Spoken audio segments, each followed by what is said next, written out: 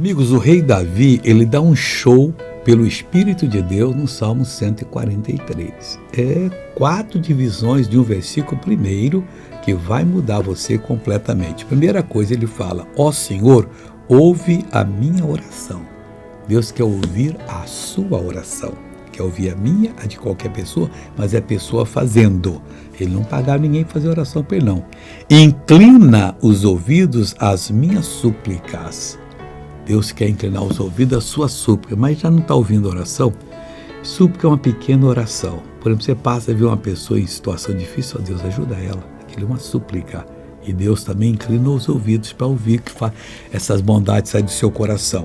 Escuta-me segundo a tua verdade, a terceira, e segundo a tua justiça. Deus só escuta quando você ora segundo a verdade e segundo a justiça dele. Fora disso, pode esquecer.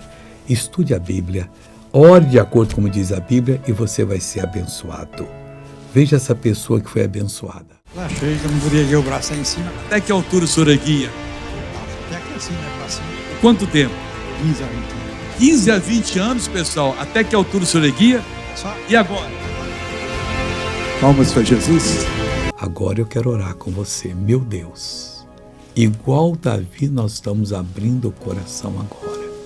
O Senhor só ouve, o Senhor só escuta segundo a verdade e a tua justiça. E o Senhor escuta a nossa oração, ó Deus, está bem claro aqui na tua palavra. E aí o Senhor inclina os ouvidos às nossas súplicas.